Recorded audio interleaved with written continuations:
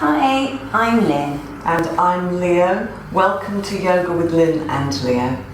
And welcome to day 7 of our 18 days of yoga. And remember, this can be a really longer routine than our tutorials which we've been going through in the last week. So like day 1, Lynn in the white top is doing the classical poses, or more similar to the classical poses, and using fewer props than I am. I'm Leo. And you will need some props for both sequences. So for myself, I'm using a chair for the Halasana, Plough pose. Both Lynn and I will be using a platform made up of 4 foam pads.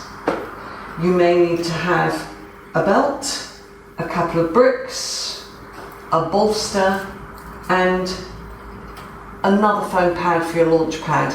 But of course, we don't expect you to have yours set up like this. We've set it up like this so it's quick and easy for us. So you can always use your foam pads out of there for the poses where we're sitting up a little higher. Yes, and do remember that day 7 is a longer routine, and during the next week we're going to go deeper into some of the poses that practiced today. Absolutely. So let's get you on your mat and let's get going. Start in Tadasana, mountain pose, inner edges of the feet together, kneecaps lifting. If you're working as Leo is with the modified actions, have a belt. Extend the arms up by the ears. If you're using your belt, you place it around the wrists, as you can see Leo in the blue top is doing. Stretch into your fingertips. Draw the shoulders down away from the earlobes. If you're using your belt, push out to that belt to get more action in the upper arms and to straighten at the elbows. Keep the facial features quiet. Release the arms down. If you're working in the modified action, have 2 bricks towards the back of your mat.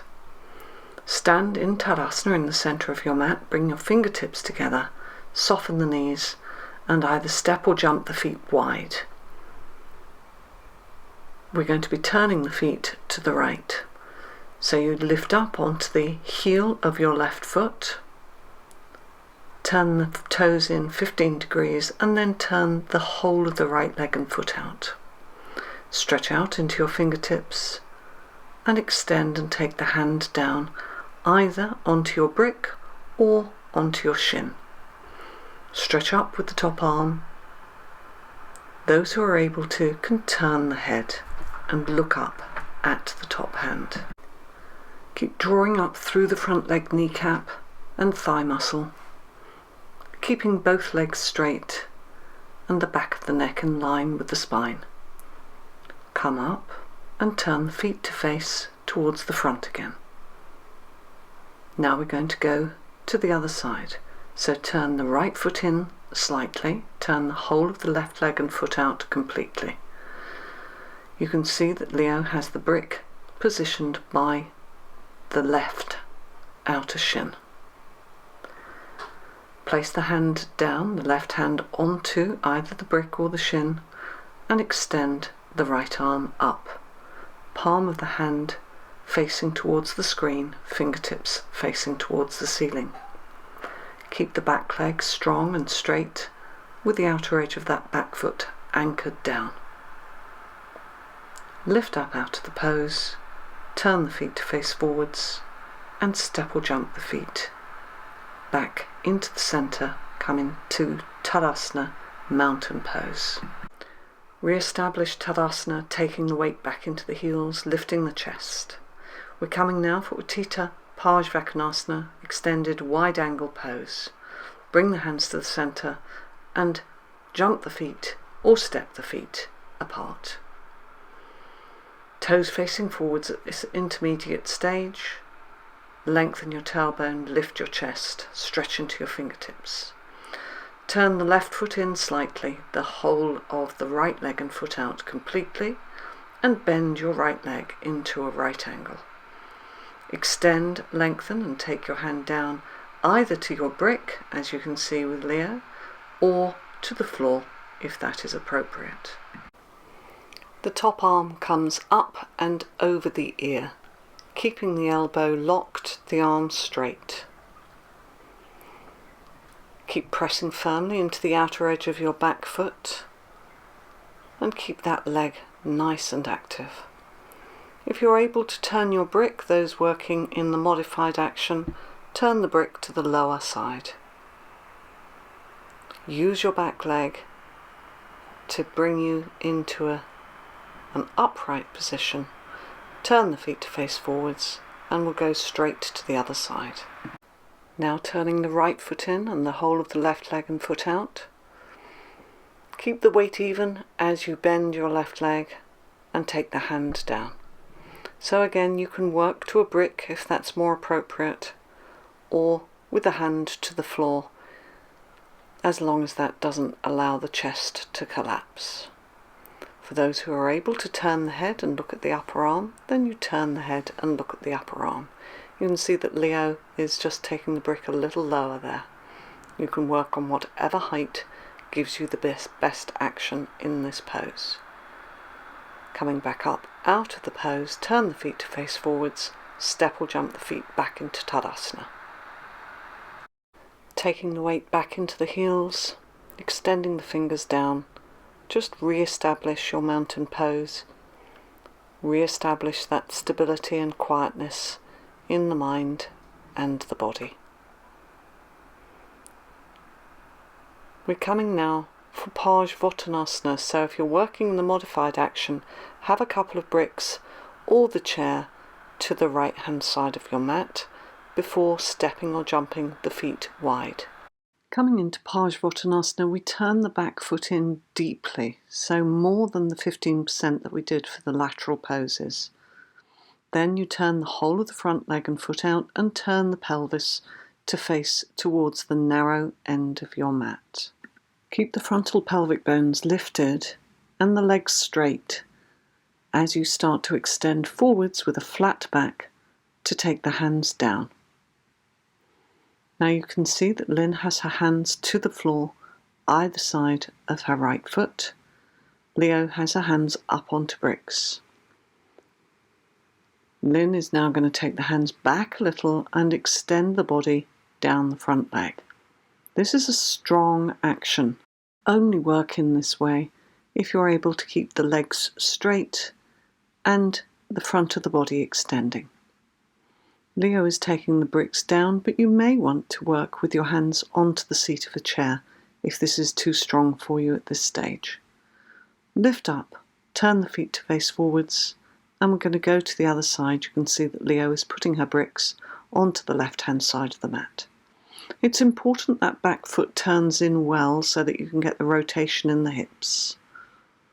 Keep the tailbone long, the frontal hip bones lifting before you start to extend forwards. Keep the pelvis level as you start to lengthen and extend, taking the hands down either to the floor or to your supports. Keep the weight moving back into that back leg heel. And then if you're working in the classic pose, you can take your hands a little further back and release the body down your front leg, making sure that the pelvis stays in alignment and stays even. Keep drawing up through that front leg, lift your kneecap, lift your thigh muscle, and be active in the back leg. Press down into the big toe mound of the front foot and extend the frontal body, whether you're taking the body down the leg or not.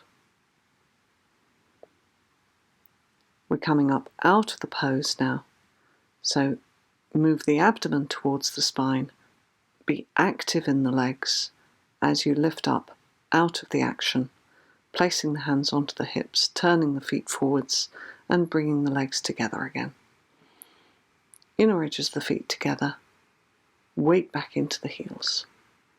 We're coming now for Uttanasana, a forward folding action. You can see that Lynn is working with her feet together.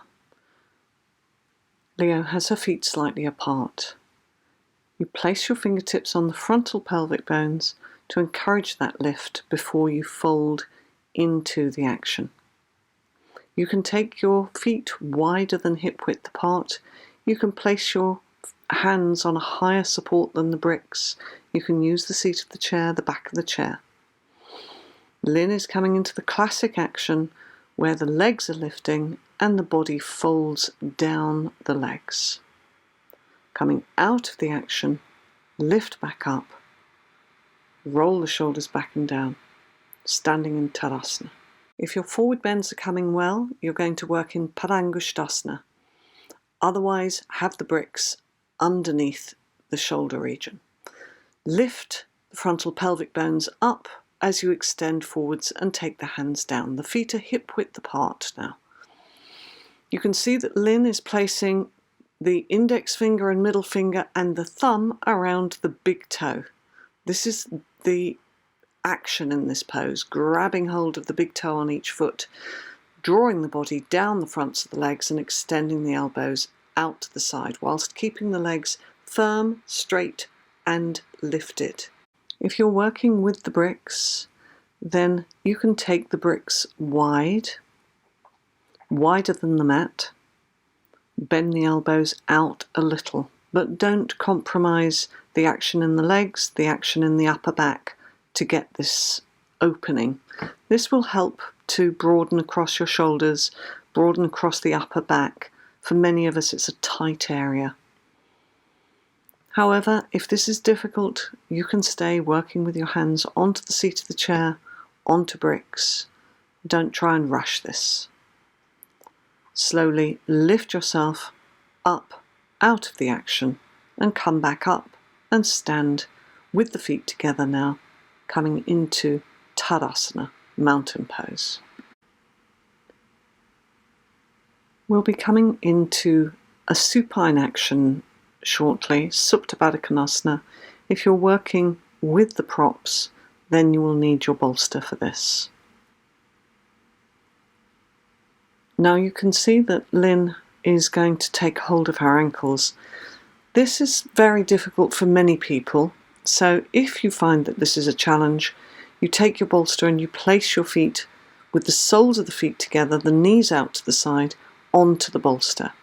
Lynn is holding onto the shins just above the ankle bone, and keeping hold of that area, she's reclined back. For Leo, she's going to move her sitting bones close to the bolster, pressing the soles of the feet together. With the feet raised slightly like this, it makes the pose a little more accessible. Lie back and let the legs release out to the side. If your hips are very stiff, you can always use a little bit of extra support underneath your thighs when your feet are raised onto the bolster, either by placing a few foam pads or a rolled blanket under each leg, just so that you don't overstrain in the groin area, if at this stage this is a difficult action for you. If you're not holding the ankles, rotate the upper arms from the inside out and just allow the palms to soften and the fingertips to release in towards the palms. Allow the facial features to be soft.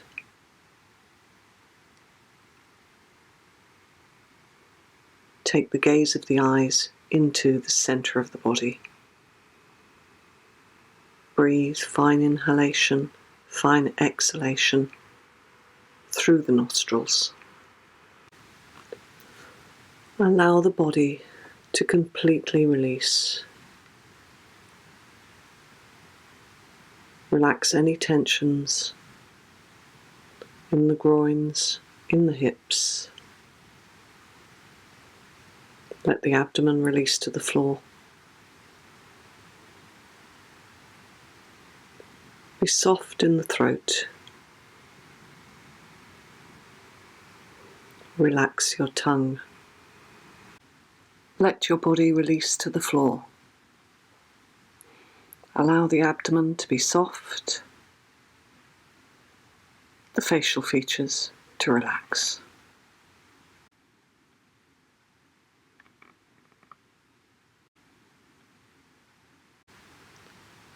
Take advantage of this time to just release and relax after the standing actions. We're coming out of the pose now. So release the legs if you have hold of your ankles. Bring your knees together.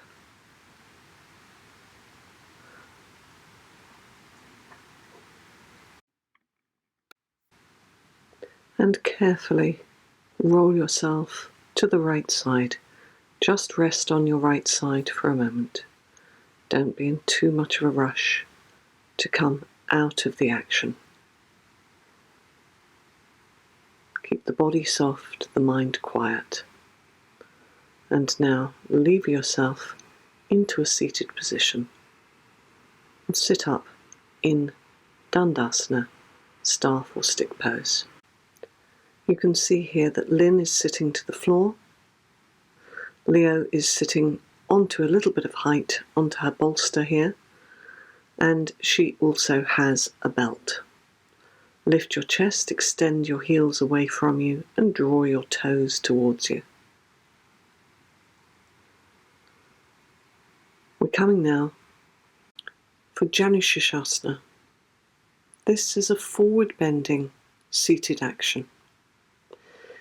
You can see that when they're bending the legs in, Leo has the bolster to put that thigh onto.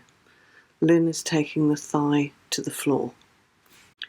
You may have noticed that both Lynn and Leo spent a little time opening out the area behind the knee, separating out the calf muscle from the thigh muscle. The heel of that bent leg comes into its own groin. Now, if you're working in the modified action, you can take a belt and place it around the ball of the straight leg foot and lift your chest. You rotate the navel towards the straight leg, and you can see that Lynn, coming into the full action, has lowered the body down the entire length of the extended leg. She is holding on to the wrist of her left hand, interlocking the hands behind the foot. This is a very strong and challenging action, and if you have tight hamstrings, this full pose will not be accessible for you at this stage. That's fine, you can just use the belt and work towards it. It will come eventually. Keep the facial features soft. Don't be aggressive in this or any of your poses. However, if you're working with the belt and you feel you can come a little further forwards, then do so. Work your hands down the belt. But don't compromise the action in the legs or in the back to get this. So coming out of the pose, we're going to the other side now. Get the lift first of all through the front of the body. Again, when you're taking that bent leg out, place the fingers behind the knee. Bring the heel of that bent leg into its own groin. If you're working in the classic action, you extend the bent leg arm up and towards the ceiling, and then turn the navel towards your straight leg and lengthen the body along the length of your straight leg, keeping on ensuring that the straight leg remains straight. The knee of the bent leg should be down and the thigh resting onto something. This is why the bolster can be very useful for those with maybe a little bit of tightness in the hips, in the hamstrings, because it allows that thigh to release down onto a height, maybe not to the floor at this stage.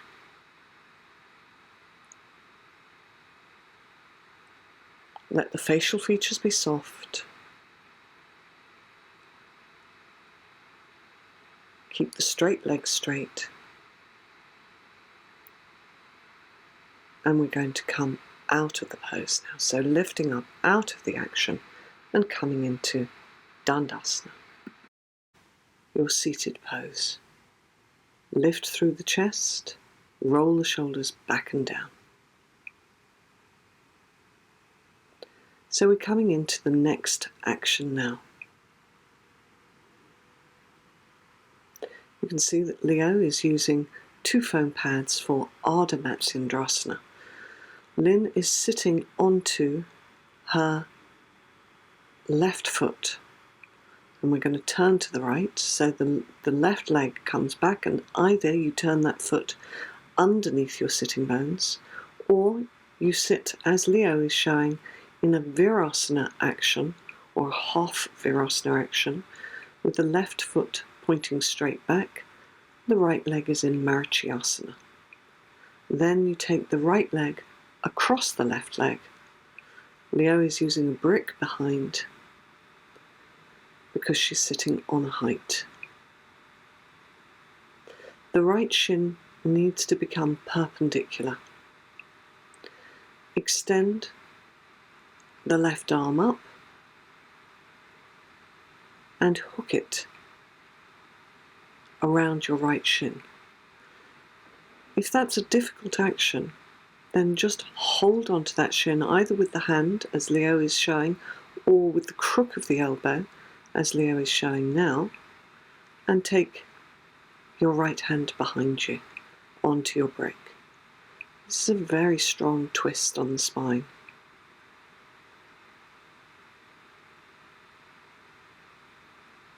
Keep the chest lifted, keep the sacrum moving into the body, and breathe evenly through the nasal passages. We're coming to the other side now, so straighten the legs out and come into Ardha Matsyandrasana with the opposite leg. Now this is a difficult action. You can see where Lynn is sitting onto the side of that foot. If you're not familiar with Ardha Matsyandrasana, have a look at our yoga pose directory in our playlists, where we have gone into this pose, the classic pose, in more detail. Also, you can have a look at one of the subsequent days where we're doing tutorials on all of the poses in this particular sequence, and we go through the modified variation of Ardha Matsyandrasana in that tutorial. We find in classes that many people struggle with the complexities of this pose, so don't worry if you're finding that it's a little bit difficult to understand in this, because this is more of a led practice than it is a tutorial. So look out for this Ardha Matsyandrasana in day 10 of 18 days of yoga. So we're drawing that knee and thigh in towards us as we're rotating to the other side. Releasing out of the pose, stretching the legs forwards, back into Dandasana, the seated pose. We're coming next into Salabhasana, which requires you to lie on your front. Leo will be getting a belt ready for this action. Make sure that you clear your mat of any equipment. Lengthen and extend the front of the body.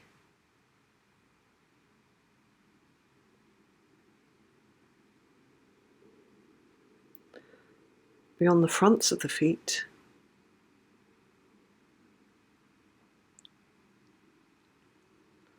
And just release the buttock muscles and extend into the inner heels.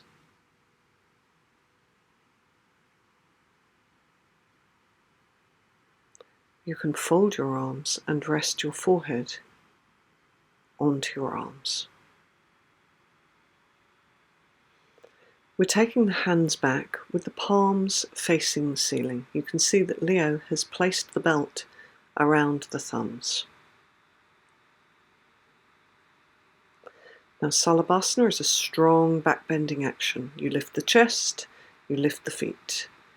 The belt around the thumbs just gives a little bit of contact to enable you to release and give you more lift in your chest.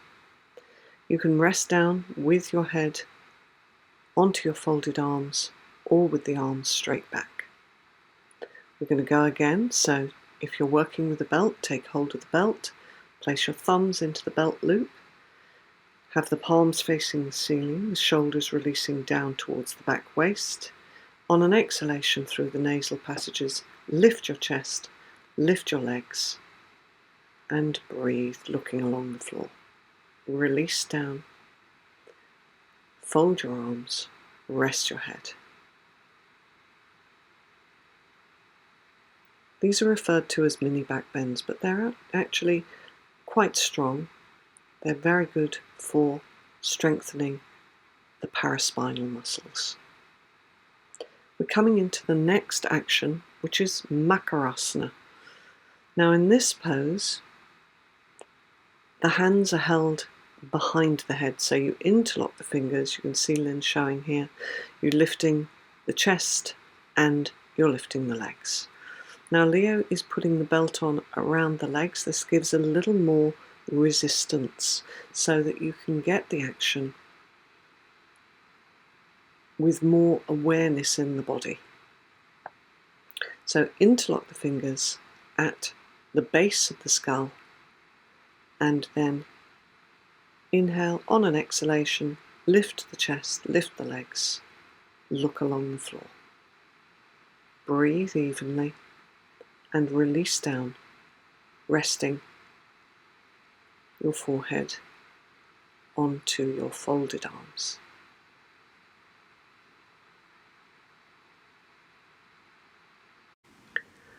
Coming out of the action now. If you're using the belt, take that off.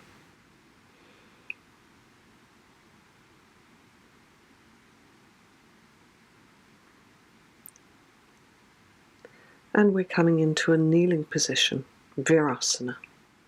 So you can either sit back onto your heels, as Lynn is showing here, or in a Virasana action with 2 foam pads between the inner feet so that you're sitting onto a bit of a height. We're coming into Gomukasana here, so you may need to have a belt over your right shoulder. Lift through the chest, roll the shoulders back and down.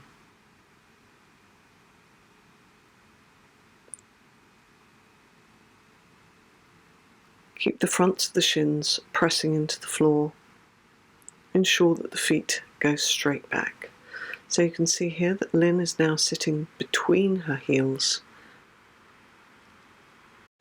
For the majority of beginners, sitting on a support like a couple of foam pads, or maybe even higher, is necessary in this Virasana action. Extend up with your right hand and bend at the elbow, catching either your left fingers or your belt. Keep that right upper arm close to your right ear and extend down with your left elbow.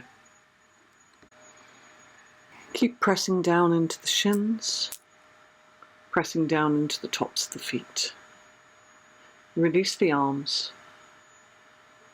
And we're going to go to the other side, so you may need to move your belt onto the opposite shoulder.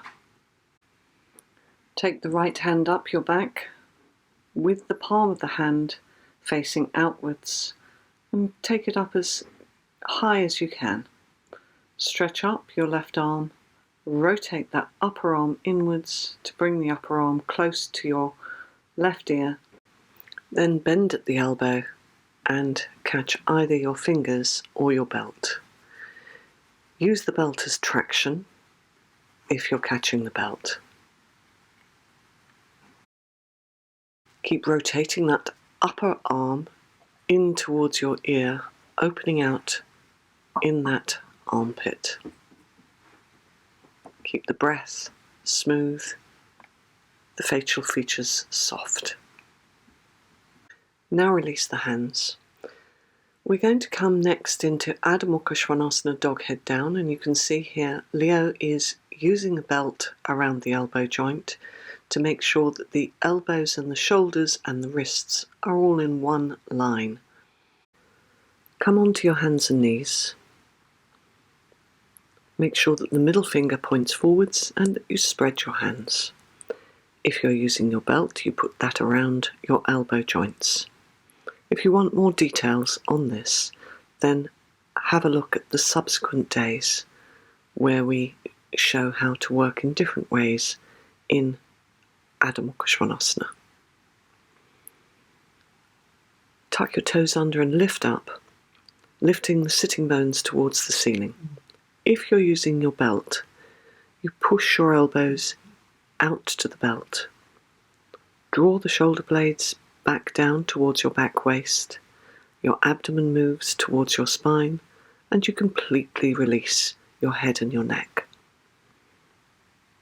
Getting the heels to the floor is not essential at this stage, but pushing back with the legs is very important. Release back down onto your hands and knees. Bring your toes together and your heels apart. Sit back on your heels and extend forwards in Adho Mukha Virasana.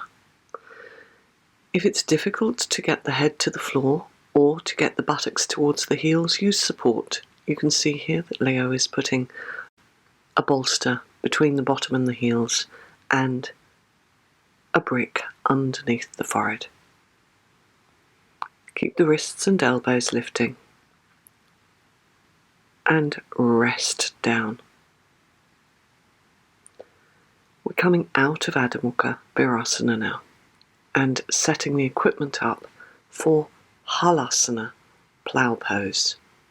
You can see that Leo and Lynn have both got a platform. We've made our platforms out of 4 foam pads wrapped in a mat. You can always use folded blankets, but it's important to get the differential between the height of the shoulders and the height of the back of the head. You can see that Leo has a chair behind to take the toes onto. If you're less flexible or if you're not familiar with this pose, we would suggest you work with a chair.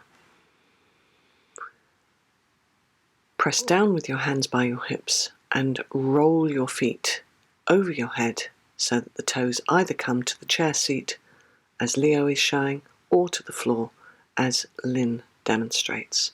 You can then place your hands into your back to support the back, moving the elbows towards one another. Be active in your thigh muscles, pushing your thighs away from your face, opening out in the backs of the knees.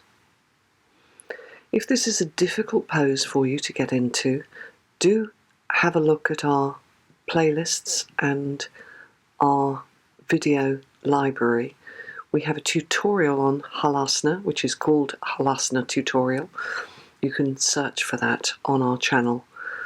Although it's an old video, many of our viewers find that very helpful who have difficulties in this pose. And many of our students have problems in getting into this pose and being in this pose, so it's worth having a look at that if this is a troublesome pose for you at this stage. So if you're working in the action, keep active in the legs, passive in the face. Keep the gaze of the eyes towards the chest. This length of stay is only a guideline, so if you need to come out of the pose earlier, please do so. You can always roll down out of the pose, rest down for a little while, and then come back up into it. Our length of stay is only a guideline. Keep pressing your hands into your back. We're preparing to come out of the pose now, so soften the knees, support your back as you gently roll down, using the launch pad to just soften the landing so that the sacrum and the coccyx don't bang onto the floor. Then take that launch pad out and place that underneath your head. Just rest down with the knees bent and just allow the body to settle, the heart rate to become more even. You can allow the eyes to close, the facial features really soften, and feel the lower back, the back of the pelvis, opening and spreading onto the floor. When you're ready, you can roll to your right and come out of the pose. So just rest on your right side for a moment before coming up into a seated position.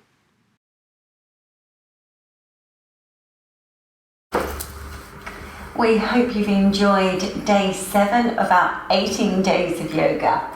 And keep going with this. In the next few days, we're going to be breaking down this routine into little groups of poses and teaching them in slightly more depth. So if you found a few of these poses a bit tricky, then have a look at the next few days. And if you haven't already subscribe to us, and then you'll get notifications if you opt in for them as to when the next films are coming out.